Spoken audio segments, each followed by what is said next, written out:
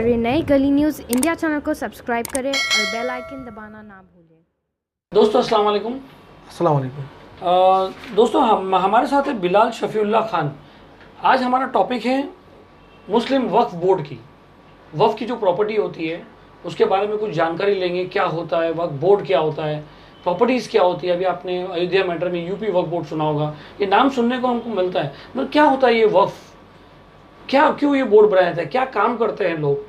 बात करते हैं बिलाल शफीउल्लाह जी से। थोड़ा इनको नॉलेज है क्योंकि इन्होंने अभी कुछ मैटर लेके आए हमारे पास, कुछ बताए जो वक्फ की बात इन्होंने बात बताया, बहुत शर्मनाक बात बताया इन्होंने। तो मुझे ऐसा लगा कि लोगों तक ये बात पहुंचानी चाहिए। और आपसे भी गुजारिश है कि जो वक्फ की प्रॉपर्टी है अल्लाह की प्रॉपर्टी होती है। कानून में लिखा हुआ है कि जो वक्फ किया जाता है वो अल्लाह की प्रॉपर्टी है। तो इसको भी आप ज़्यादा से ज़्यादा शेयर करें। और बात करते हैं थोड़ा बहुत, एक क्वेश्चन आंसर सेशन रखते हैं बिलाल भाई, ताकि लोगों को समझ में आएगा। बिलाल भाई पहले ये बताइए वक्फ क्या होता है। वक्फ का डेफिनेशन है permanent dedication in the name of Allah. अच्छा, यानी कोई चीज़ अल्लाह के नाम पे हमेशा के लिए। हमेशा के लिए। ठीक है। वक्फ बोर्ड क्या होता है। वक्फ बोर्ड जो होता है वो इन वक्फ प्रॉपर्टी को एडमिनिस्ट्रेट करने के लिए बनाया जाता है, जो इनकी मतलब देख रेख करे। अच्छा। इनके अकाउंट्स सबमिट हो उनके पास, इनके जैसे मतलब ये कौन बनाता है। ये स्टेट गवर्नमेंट बनाती है। सेंट्रल गवर्नमेंट भी बनाती है, वो सेंट्रल वक्फ काउंसिल होता है। अच्छा। लेकिन state Maharashtra state board of waqf बनता है। तो उसका लॉ है कि सबको यही मानना पड़ता है। सबका लॉ ये वक्फ एक्ट के अंदर ही सब है। एक वक्फ एक्ट के अंदर ही है। उसमें सेंटर के लिए सेंट्रल वक्फ काउंसिल बनाई गई है और स्टेट के लिए स्टेट वक्फ बोर्ड बनाया गया है। अनुमान कितना प्रॉपर्टी होगा वक्फ की पूरे इंडिया में। वक्फ की प्रॉपर्टी देखिए, एक टाइम एक न्यूज़ में एक एंकर ने बताया था कि वक्फ की प्रॉपर्टी थर्ड लार्जेस्ट प्रॉपर्टी है after Indian army and after Indian railway. Indian railway के बाद इंडियन आर्मी, इंडियन रेलवे के पास जितनी प्रॉपर्टी है, जैसे फर्स्ट रैंक, हाँ पूरे इंडिया में फर्स्ट रैंक पे मतलब इंडियन रेलवे को रखा गया, सेकंड रैंक पे इंडियन आर्मी को रखा गया, थर्ड रैंक पे वक्फ की प्रॉपर्टी को रखा गया। पूरे हिंदुस्तान में इतनी प्रॉपर्टी है। वक्फ बोर्ड कहाँ पर है। वक्फ बोर्ड हर एक स्टेट में होता है। अच्छा, महाराष्ट्र का कहाँ पर है। महाराष्ट्र का औरंगाबाद में हेड ऑफिस। वहाँ के चेयरमैन कौन है फिलहाल। अभी फिलहाल चेयरमैन कोई नहीं है वहाँ पर। कोई भी नहीं। कोई नहीं। कितने सालों से नहीं। मतलब तकरीबन 1 साल हो गया, हमने सुना है कि 1 साल से तो कोई नहीं है। 1 साल से कोई भी 1 साल से कोई चेयरमैन नहीं है। और ना ही इनका कोई वक्फ की मीटिंग हुई है। इनकी वक्फ की मीटिंग हुए भी काफ़ी टाइम हो गया है। वक्फ बोर्ड को ना मीटिंग लेनी पड़ती है। बॉम्बे में है कोई वक्फ बोर्ड। बॉम्बे में कोई इनका ऑफिस नहीं है। तो फिर मतलब कैसे पूरा औरंगाबाद से बैठ के पूरा महाराष्ट्र में हर किसी को औरंगाबाद जाना है। आपका कुछ मसला है जो वक्फ बोर्ड ने हल नहीं किया, तो आप ट्रिब्यूनल में कंप्लेंट फाइल करते हो, सूट फाइल करते हो। ये लोग वक्फ बोर्ड में जाते क्यों हैं। वक्फ बोर्ड में ही जाना है ना। मतलब कैसे होता है। मैंने एक मस्जिद तो है, जैसे वक्फ बोर्ड के अंदर कौन कौन सी प्रॉपर्टी आती है। मस्जिद है, मदरसा है, कब्रिस्तान है, मतलब एजुकेशन इंस्टीट्यूशनल वगैरह है, स्कूल वगैरह है, हॉस्पिटल्स वगैरह है, जो माइनॉरिटीज़ वगैरह बनाती है। जैसे कॉन्स्टिट्यूशन में आपको एक माइनॉरिटी इंस्टीट्यूशन बनाने के लिए आपको पावर दिया गया है कि माइनॉरिटी अपना एक एजुकेशन इंस्टीट्यूशन बना सकते, जैसे अंजुमन इस्लाम है, साबु सिद्दीक वगैरह है, बुरानी कॉलेज वगैरह है। तो वैसे ही ये सारे जो है, ये इनको एडमिनिस्ट्रेट करने के लिए एक वक्फ बोर्ड होता है। लोग एडमिनिस्ट्रेट करते हैं। इनके लोग कौन रहते हैं। इनके कोई जज रहता है, कोई वकील रहता है, कौन रहते हैं इनके। मोस्टली जो रहते हैं ना, अपॉइंट कौन करता है ये इनके वक्फ सेक्शन 14 और 13 में इनके लिए प्रोविजंस है कि member of parliament from Maharashtra state Muslim बनेगा। लेकिन और स्टेट लेजिस्लेटिव वक्फ एक्ट 1995 इसमें अमेंडमेंट हुआ है 2013 में भी। इसमें सेक्शन 13-14 में लिखा गया कि member of parliament MP from Maharashtra state जो मुस्लिम वो मेंबर बन सकता है, 2 या उससे ज़्यादा। ठीक है। बात करते हैं, आप वक्फ बोर्ड की बात कर रहे थे, ऑफिस की बात कर रहे थे, क्या चक्की क्या बता रहे थे आप। औरंगाबाद पंचक्की में इनका ऑफिस है। औरंगाबाद पंचक्की क्या है वो। पंचक्की एक मतलब मस्जिद है, दरगाह है, एक हिस्टोरिकल प्लेस है। वहाँ पर मतलब जैसे वहाँ पे बाबा मुसाफिर की मतलब वहाँ पे मज़ार शरीफ है, उसके पीछे ही ऑफिस है। हाँ। कंडीशन कैसी है ऑफिस की, कितने कंडीशन बहुत बुरी है वहाँ पे। कितने लोग काम करते हैं, क्या करते हैं वहाँ पे। तकरीबन मैंने कुछ 25-30 लोग को देखा काम करते हुए, मतलब उससे भी कम देखा है। अभी हो सकता है पूरा महाराष्ट्र संभालते हैं। पूरा महाराष्ट्र संभाल रहे हैं। और बॉम्बे के लिए कोई ऑफिसर कौन है। उनका हेड चीफ एग्जीक्यूटिव ऑफिसर होता है। वो नहीं होता। वो उन्होंने 2 टर्म से कोई भी प्रॉपर चीफ एग्जीक्यूटिव अपॉइंट नहीं किया है स्टेट ऑफ महाराष्ट्र ने। हर एक ऑफिसर को एक एडिशनल चार्ज दे देते हैं। उसका एडिशनल चार्ज मतलब वो फुल फ्लेज काम नहीं कर सकता है एज अ CEO। तो CEO है ही नहीं अभी। CEO ना के बराबर है आज की तारीख में। और जो है वो कहाँ है। वो महाराष्ट्र में, वो यहाँ मंत्रालय में बैठते हैं। अच्छा, खाली मंत्रालय में बैठते हैं वो, वहाँ जाते ही नहीं है। कभी कभार सुना है कि वीकेंड में जाते हैं, फ्राइडे सैटरडे वगैरह जाते हैं। एक बात बताइए कि आप वक्फ बोर्ड में क्यों गए? आप कौन हो और वक्फ बोर्ड में क्यों गए? आपका क्या लेना देना वक्फ बोर्ड से? हमारी एक जगह है नवाब एयाज अली मस्जिद ट्रस्ट। नवाब एयाज अली खान मस्जिद ट्रस्ट, जो लाल बाग अली खान मस्जिद ट्रस्ट। हाँ, ये नवाब मस्जिद जो है यहाँ पर फायदे में। हाँ, वो दोनों के वाकिफ, दोनों के डोनर एक ही है। अच्छा, ऐसा मतलब हमको बताया गया है कि दोनों के जो डोनर हैं, जिन्होंने मस्जिद तामीर की है, वक्फ किया है, दोनों के मतलब नवाब साहब ही है। आप क्यों गए? मैंने एक RTI डाला था वक्फ बोर्ड में, मुझे इन्फॉर्मेशन चाहिए थी। आप क्यों इन्फॉर्मेशन लोगे? इन्फॉर्मेशन तो ले सकते हैं, मतलब क्यों, क्या मतलब समझे नहीं कि क्या ज़रूरत पड़ी आपको? वो जगह से आपको रिलेटेड हो? हमारे यहाँ पर हमारे इधर एक मसला था जो कोर्ट में है, मैजिस्ट्रेट कोर्ट में है। ट्रस्टी पर मैंने FIR ली थी क्योंकि ट्रस्टियों ने मतलब जाली पेपर बना करके डेवलपमेंट के लिए बिल्डर को जगह दी थी हमारी मस्जिद की। अच्छा, तो मैंने कहाँ पर है ये जगह? ये लाल बाग में है। और डेवलपर कौन है? डेवलपर व्हाइट हाउस डेवलपर करके है। अच्छा, ठीक है। तो उनको ना, कहाँ पर है ये जगह बताया? लाल बाग में। लाल बाग, ठीक है। लाल बाग जैसे स्टार्ट होता है ना, रानी बाग खत्म हुआ, लाल बाग स्टार्ट हुआ, वैसे ही हमारी व्हाइट हाउस डेवलपर, ठीक है। तो इनके खिलाफ हमने ना कोर्ट से FIR लिए थे। अभी RTI जब आपने निकाले तो कैसे क्या जवाब आया? हमने उनको जब RTI डाले तो उन्होंने हमको एक जवाब दिया कि आप 500 रुपये एडवांस दो। क्यों? हम ये करेंगे। रिप्लाई में दिए? हाँ, रिप्लाई में लिखत में दिया है मुझे। 500 रुपये क्यों मांगे? हमें नहीं पता। तो शायद आपके डॉक्यूमेंट की फीस भरना पड़ता है। डॉक्यूमेंट की फीस वक्त जो RTI रूल है उसमें A4 साइज और A3 साइज 2 रुपीज़ पर पेज है। इन्होंने मुझसे 500 रुपये एडवांस मांगे, जबकि पास इन पर इन्फॉर्मेशन है कि नहीं है। RTI बहुत सिंपल सा कानून है, आपके पास इन्फॉर्मेशन है या नहीं है, या फिर होने के बावजूद आप एग्जाम्प्टेड है। कितने पेज है हमको बताओ, लोग कुछ कैलकुलेशन करके देते हैं। RTI कैसा है, आपके पास इन्फॉर्मेशन है या नहीं है, या फिर है और एग्जाम्प्टेड है, आप नहीं दे सकते। सेक्शन 8 और सेक्शन 9 के तहत आप नहीं दे सकते। RTI का एक अलग सब्जेक्ट हो गया। फिर क्या आपको जवाब नहीं मिला? 500 रुपये एडवांस मांगे? हमने 500 रुपये लिखत में मांगे? हाँ, लिखत में सब, मतलब जो रिप्लाई था it was not as per the law. मैंने फर्स्ट अपील डाली, फर्स्ट अपील में मेरी कोई सुनवाई नहीं हुई। फिर मैंने सेकेंड अपील डाली, सेकेंड अपील में इनके खिलाफ आपने सेकेंड अपील अथॉरिटी को डाली है? सेकेंड अपील अथॉरिटी जो इन्फॉर्मेशन कमीशन है, वो कहाँ बैठते हैं? औरंगाबाद डिवीजन, औरंगाबाद में बैठते हैं। अच्छा, वहाँ पे डाली। वहाँ पर हियरिंग के टाइम पे उन्होंने इनके खिलाफ 5,000 रुपया फाइन लगाया, पेनल्टी लगाई। अच्छा, RTI नहीं देने के लिए? RTI नहीं देने के ऊपर और 500 रुपये एडवांस मांगने के ऊपर। क्यों लगाया उन्होंने फाइन? कि ये अपील में आए नहीं थे? फर्स्ट अपील में भी नहीं, फर्स्ट अपील भी मेरी सुनवाई नहीं की। उनको जवाब ही नहीं देना। हाँ, वो लोग काम ही नहीं करते, वो लोग काम ही नहीं कर रहे, वक्फ बोर्ड काम ही नहीं कर रहा है। फिर मैंने कंप्लेंट की सेक्शन 18 RTI में, तो उनको 10,000 का फाइन बढ़ा। आज उसको भी ऑर्डर को 1 साल के ऊपर हो या 2 साल हो जाएगा फरवरी में। ना ही फाइन देते हैं ना इन्फॉर्मेशन देते हैं। जब इंक्वायरी के मालूम पड़े तो भाई इनका तो मीटिंग ही नहीं होती है वक्फ बोर्ड की, इनके पास ऑफिसर ही नहीं है, इनके पास जगह ही नहीं है। ये खुद एक मस्जिद दरगाह की जगह में बैठ के ऑफिस चला रहे हैं। ये बॉम्बे के तुम काफ़ी बड़ी जगह है, मैंने सुना है वो जगह जो आपने चक्की की बात की है। पंचक्की तो औरंगाबाद में बहुत बड़ी जगह है, लेकिन ये उनकी जगह नहीं है। इनको एक गवर्नमेंट को एक प्रॉपर ऑफिस देना चाहिए, जैसे चैरिटी कमिश्नर को वर्ली में ऑफिस दिया हुआ है, 4 माले की बिल्डिंग दी गई है। चैरिटी कमिश्नर और वर्क में क्या मतलब कैसा है? चैरिटी कमिश्नर जो है ना, वो पहले मंदिर मस्जिद बता दें दोस्तों कि चैरिटी कमीशन 2002 के पहले, 2002 ना, 2002 के पहले जो सारी वक्फ की प्रॉपर्टी थी चैरिटी कमीशन के हाथ में थी। चैरिटी कमीशन एक अथॉरिटी है गवर्नमेंट, जहाँ पर सेम इसी तरह से वक्फ की प्रॉपर्टी मंदिर मस्जिद चर्च गुरुद्वारे एडमिनिस्ट्रेट किए जाते हैं कि भैया कोई ट्रस्टी मर गया तो दूसरा ट्रस्टी अपॉइंट करना, तुमने साल भर में कितना डोनेशन लिया, कितना खर्चा लिया, उसका अकाउंट सबमिट करना। हाँ, वॉच गवर्नमेंट तो हर किसी पे गवर्नमेंट की एक अथॉरिटी रहती ही रहती है। चाहे आप वो गाड़ी लोगे, चाहे टैक्स लोगे, आप बिजनेस स्टार्ट करोगे तो BMC आपके ऊपर बैठी है। वैसे ही ट्रस्ट, अगर आपको ट्रस्ट चलाओगे तो आपको गवर्नमेंट का जवाब देना ही है कि आप क्या कर रहे हो। 2002 में अमेंडमेंट आ गया और 2002 में मास्टर गवर्नमेंट नोटिफिकेशन निकाला कि हम वक्फ बोर्ड बना रहे हैं और जितनी भी मुस्लिम की जो रिलेटेड ट्रस्ट है सब ट्रांसफर कर दिया वक्फ बोर्ड में। तो ऐसा कोई हिंदू बोर्ड भी है? ऐसा हिंदू चैरिटी कमीशन उसके लिए बना है। अच्छा, और क्रिश्चियन वो सब एक ही में? सब उसी में, खाली मुस्लिम को हटाया गया। अच्छा, वक्फ एक्ट 1995 लाने के बाद में खाली मुस्लिम लोगों को एक सच्चर कमेटी की थी, उसके रिकमेंडेशन के ऊपर ये सब काम हुआ है। अच्छा, कि मुस्लिम की प्रॉपर्टी काफ़ी है, काफ़ी खस्ता हालत में है, इनका एडमिशन बराबर नहीं होता है, तो इनको एक अलग से इनका खुद का एक बोर्ड बना के दिया तो इनको अच्छे से काम कर सकते हैं।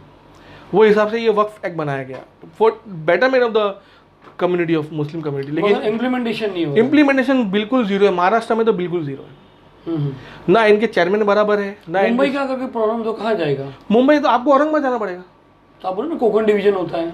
कोकण डिवीजन है, लेकिन कोकण डिवीजन का बॉम्बे में कोई ऑफिस ही नहीं है इनका, कोई ऑफिस नहीं। एक बीच में एक आध जगह था कुछ ऑफिस।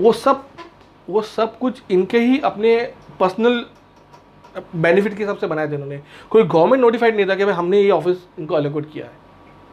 अगर बॉम्बे में ऑफिस खुलता है तो गवर्नमेंट को एक नोटिफिकेशन जारी करना पड़ेगा कि हमने कोई नोटिफिकेशन नहीं, कोई सर्कुलर नहीं, कोई जीआर नहीं, कुछ नहीं, इसलिए उनको ऑफिस बंद करना पड़ा। अच्छा ये बात बताइए, वक्फ की प्रॉपर्टी जो है बड़ी बड़ी बिल्डिंग्स बन जाती है, टावर्स बन जाते हैं, ये कैसे सिस्टम होता है? ये क्या करते हैं, ट्रस्टीज़ के साथ मिली भगत, मुत्तवली जो ट्रस्टीज़ रहते हैं उनके साथ मिली भगत करके डेवलपर बिल्डर लोग, ये लोग ये कहते हैं कि भैया इसकी हालत बहुत ख़राब है, हम टैक्स नहीं भर सकते, लोग रेंट नहीं देते। मतलब एक प्रॉपर्टी रहेगी उसको। हाँ, एक प्रॉपर्टी रहेगी, कोई भी वक्फ की प्रॉपर्टी रहेगी, उसको ये दिखा दे यानी पहले से वो वक्फ की हुई है। हाँ, वक्फ सो एंड सो ने वक्फ कर दिया। हाँ ठीक है, उसको ये दिखा दे कि भाई ये लोग जो रहते हैं वहाँ पे पुराने भाड़े वाले हैं, वो लोग भाड़ा नहीं देते, हम लोग मैनेज नहीं कर पा रहे, टैक्स भरना हम टैक्स नहीं भर पा रहे। ये सारा एक हवा क्रिएट करके ये लोग डेवलपमेंट के नाम पे बिल्डर को डेवलपमेंट के लिए देते हैं। इसमें वक्फ बोर्ड भी शामिल रहता है, इसमें चैरिटी कमीशन भी इन्वॉल्व रहता है ये वक्फ की प्रॉपर्टी को देने के लिए। ये देते हैं डेवलपमेंट के नाम पे, लेकिन बिल्डर क्या करता है, फायदा किसको होता है? कॉम को होता है फायदा? कुछ को कॉम को फायदा, प्रॉपर्टी चली जाएगी। प्रॉपर्टी है, अगर उसके ऊपर टावर बनता है तो प्रॉपर्टी तो लेकिन पैसा कौन लेता है? जो DCR 33(7) रूल में अगर बन रहा है टावर, तो वो तो प्राइवेट सोसाइटी बन जाएगी, उसका कुछ इनकम नहीं आएगा वक्फ को। एक प्राइवेट सोसाइटी क्यों देगी? तो गवर्नमेंट क्या ये सब बातों से अनजान है कि क्या लॉ है? सब जानते हैं, गवर्नमेंट जानती है। लॉ तो कहता है कि भाई आप 401A पढ़ेंगे और 51, 50 सेक्शन, आपको सारे सेक्शन याद है भाई? हाँ, तो ये इसमें साफ साफ लिखा गया है कि sale, exchange, give, deed, it's totally prohibited. यानी वक्फ की प्रॉपर्टी आप सेल नहीं कर सकते, गिव भी नहीं कर सकते। अगर आप 33(7) में टावर बनाओगे और उसमें फ्लैट को सेल करोगे तो वक्फ की प्रॉपर्टी पे आपने टावर बनाया तो वो भी पूरी वक्फ की प्रॉपर्टी हो गई, आप उसको सेल ही नहीं कर पाओगे। और 33(7) जो प्रोविजन बोलता है कि फ्लैट बिकेगा और प्राइवेट सोसाइटी को हैंड ओवर हो जाएगा पूरी। बट अगर 33(7) में जाने के लिए कोई डॉक्यूमेंट, ओनरशिप डॉक्यूमेंट तो रखना पड़ता है ना, और वो ओनरशिप डॉक्यूमेंट अगर वक्फ का होगा तो 33(7) की परमिशन कैसे मिलती है? वही यही मिली भगत है ना, माडा वालों की, BMC वालों की, बिल्डर की और ट्रस्टियों की, इसलिए सारी वक्फ की प्रॉपर्टी जा रही है सब। माडा सुनती नहीं है, कंप्लेन करते, इनको एक्ट दिखाएंगे तो मानते नहीं, इनको सुप्रीम कोर्ट का ऑर्डर दिखाएंगे तो नहीं मानते। सुप्रीम कोर्ट का क्या ऑर्डर था? सुप्रीम कोर्ट का ऑर्डर है 2011 में अल्तमश कबीर का कि स्टेट ऑफ जस्टिस हम उसको रिस्पेक्ट से नाम लेते हैं, जस्टिस अल्तमश कबीर साहब का 3 बेंच का जजमेंट है, उसके अंदर उन्होंने साफ साफ स्टेटस को पास किया है सब पूरी वक्फ की प्रॉपर्टी। क्या पास किया ऑर्डर? ये एक्चुअली मसला ये ऐसा हुआ था कि बहुत सारे लोगों ने वक्फ में जाने से मना किया था कि हमको वक्फ बोर्ड में नहीं जाना है, वक्फ बोर्ड में हमको नहीं जाना क्योंकि हम वक्फ नहीं है, वक्फ अलग चीज़ है, हम वक्फ नहीं है। तो बॉम्बे हाईकोर्ट ने काफ़ी ट्रस्ट को 83 या 93 ट्रस्ट को स्टे दिया था, उनकी सारी फाइल रहेगी यहाँ चैरिटी कमिश्नर में, अब बाकी सारी फाइल चलेगी वक्फ बोर्ड में। अब ये मैटर काफ़ी लंबा हो गया, 2003 से 2007-8 साल काफ़ी लंबा चला। फाइनली बॉम्बे हाईकोर्ट ने ये डिसाइड किया कि बोर्ड का जो स्टैब्लिशमेंट जो किया महाराष्ट्र गवर्नमेंट ने वो इलीगल तौर पे किया। इनको पहले सर्वे करना है, सर्वे करने के बाद में इनको एक गैजेट लिस्ट बनानी है कि कितनी वक्फ की प्रॉपर्टी है। अभी तो कोई प्रॉपर्टी लिस्ट इन्होंने क्या किया, ये सब कुछ नहीं किया, सीधा वक्फ बोर्ड बना दिया, सीधा गैजेट नोटिफिकेशन, सर्वे किया नहीं इन्होंने। उस पॉइंट के ऊपर वक्फ बोर्ड को डिसॉल्व कर दिया हाईकोर्ट ने। डिसॉल्व कर दिया? हाँ। कभी की बात है ये 2010 की बात है। आप एकदम ऑथेंटिक है आपकी? हाँ, ऑर्डर है मेरे पास। अच्छा, बॉम्बे हाईकोर्ट का ऑर्डर है, जस्टिस DK देशमुख का ऑर्डर है उसके ऊपर काफ़ी लंबा। फिर ये चैलेंज हाईकोर्ट, ये हाईकोर्ट का ऑर्डर चैलेंज किया वक्फ बोर्ड ने सुप्रीम कोर्ट में। सुप्रीम कोर्ट में जस्टिस अल्तमश कबीर साहब का क्या ऑर्डर? आपने पैरा नंबर 27 में शायद ये कहा है स्ट्रेट अवे कि स्टेट ऑफ महाराष्ट्र में वक्फ बोर्ड है ही नहीं आज की तारीख में, there is a vacuum. Maharashtra state को उन्होंने वैक्यूम से कंपेयर किया है। तो उन्होंने क्या जो कहा, जो कुछ हाईकोर्ट ने उस टाइम पे सही लगा करने के लिए कि वैक्यूम ना रहे, इसलिए वक्फ बोर्ड को डिसॉल्व किया। इसलिए चैरिटी कमिश्नर को कहा कि तुम इस you continue the administration over the Waqf property till time they establish a proper board as per section 13 and 14। तो उसके बाद में फिर बोर्ड बनाए लोग, उसके बाद भी इलेक्शन होते हैं, उसके बाद भी ये बोर्ड बनाते हैं, ये मेंबर बनते हैं, सब कुछ काम करते नहीं हैं, होता। काम नहीं होता है। मगर अगर बिल्डिंग का टावर का हो तो बहुत जल्दी काम हो जाएगा। बिल्डिंग का है, डेवलपमेंट का है, बिल्डर करेगा, सब फटाफट काम हो जाएगा। कॉम के लिए जो प्रॉपर्टी वक्फ की गई है, कॉम के कुछ काम नहीं होगा। कई कई गरीब मदरसा है, कई गरीब बच्चे पढ़ रहे हैं, वहाँ जाके कुछ रेनोवेशन करना है, वहाँ जाके कुछ नहीं करते ये लोग। ये बॉम्बे की हालत है, गांव खेड़े में सलीम में बहुत तकलीफ है। अगर एक वक्फ की प्रॉपर्टी है, वो 33(7) में जाता है, तो अगर उससे डील करे कि भाई ये जो तू 10 माले का टावर बनाएगा, ये 5 माला वक्फ को जाएगा, मतलब मुस्लिम बोर्ड को वो जाएगा, हो ही नहीं सकता है वैसा। क्यों नहीं हो सकता? 33(7) में ये लिखा कि 33(7) में जो कुछ भी बनेगा वो सब सेलेबल कंपोनेंट बनेगा, और उसके ऊपर प्राइवेट सोसाइटी बनेगी, चाहे वो कमर्शियल हो चाहे रेजिडेंशियल हो। वो उस रेगुलेशन का 37 तो वक्फ बोर्ड का कुछ मानता है तो डायरेक्ट 37 और एग्रीमेंट क्या बनता है? 37 और वफ्त एक दूसरे को कॉन्ट्रडिक्ट करता है, एक दूसरे को कॉम्प्लीमेंट नहीं करता, कॉन्ट्रडिक्ट करता है। दोस्तों देखिए, बहुत सारी बातें हैं इसके अंदर। वक्फ बोर्ड की हालत इन्होंने बताया कि वक्फ बोर्ड में मैनेजमेंट नहीं है, लोग नहीं है, काम करने के लिए लोग नहीं है, ऑफिसेस बराबर नहीं है। बॉम्बे के जो है कोकन डिवीज़न के जो है, जो उनमें पूरा बड़ा आता है, एक बराबर स्ट्रक्चर नहीं बना हुआ है अपनी बात किए हुए। आरटीआई का जवाब नहीं मिलता। आरटीआई के जवाब देने के लिए इन्होंने ऑफिसर पे 5,000 फाइन मरवाया, फिर उसको बुलाया गया अपील के अंदर, वो भी नहीं आया। उसके बाद 10,000 का फाइन मार के छोड़ दिया 1 साल, ना उसको फाइन लगा ना उसको कन्विक्शन नोटिस। आरटीआई में प्रोविजन है कि कन्विक्शन होता है। इंफॉर्मेशन कमीशन के पास पावर है प्रोसिक्यूशन का, मेरे पास पावर नहीं, क्योंकि मैं एप्लीकेंट हूँ। और तो ये इन्होंने सेकंड अपडेट ने भी नहीं किया। सेकंड अपडेट ऑफिसर चाहे इंफॉर्मेशन कमीशन चाहे तो he can direct to file a prosecution. Line हो जाएगी जब तक वो तो टावर भी बन जाएगा। एक बात बता रहा हूँ, जब तक तो ऑफिसर रिटायर्ड हो जाएगा। ऐसा वो ऑफिसर रिटायर्ड हो जाएगा, चले जाएगा वो। क्या कहना आपका, कुछ बोल सकते हो? आप तो इतनी नॉलेज, आप वकील भी नहीं हो, आप एक आम मुस्लिम हो, एक आपकी जगह के लिए आपने तहकीक करते करते आपने सारा सेक्शंस वगैरह और सारी चीज़ आज हमको आपने ट्रेन किया। ये बुक इन्होंने हमको वक्फ की है, मतलब इन्होंने कहा कि फ़िसबिल्ला आप रखिए, पढ़िए इसमें। और इन्होंने आज सुबह में कॉल किया था और बात किया था कि सलीम भाई वक्फ में बहुत धांधली होती है, ये हमें भी पता है मगर हमको इतना नॉलेज नहीं था। तो आज इन्होंने आज हमको आके नॉलेज दिया था। हमारी लोगों से अपील है, जो लोग एडवोकेट्स हैं और ये जो एक अच्छा मुस्लिम समाज और एक जस्ट 3rd लार्जेस्ट प्रॉपर्टी मुसलमानों की है, तो और मुसलमानों की हालत उसी सच्चर कमेटी में की रिपोर्ट में आप देखोगे तो बद से बदतर बताई गई है। सलीम भाई, अगर अपनी वक्फ की प्रॉपर्टी अगर सही तरीके से मैनेज की जाए तो हमारे कौम को किधर जाने की ज़रूरत नहीं है। इतना हमारे को इनकम हो सकती है, हमारे गरीब मुसलमानों को बहुत मदद हो सकती है। कौन करेगा ये? वक्फ बोर्ड इसके का काम मेंबर्स रहते कौन? मेंबर्स कौन है? ये मेंबर ऑफ पार्लियामेंट बनेंगे, ये एमएलए बनेंगे। क्यों पॉलिटिक्स वाले को क्यों डाले इसमें? सबसे बड़ा ड्रॉबैक इस एक्ट का यही है, जैसे चैरिटी कमिश्नर बनाया गया ना, जैसे एक जज है, वो जज ऐसे ही वक्फ कमिश्नर बनना चाहिए था इसके अंदर। ये बोर्ड को हटाया जाए इस एक्ट में से। ये सेंट्रल गवर्नमेंट नहीं कर सकती, क्योंकि सेंट्रल गवर्नमेंट रिटायर्ड जज होगा या नॉर्मल रिटायर्ड जज नहीं, प्रेजेंट जज, first class magistrate, first class civil जज, ही शुड बी।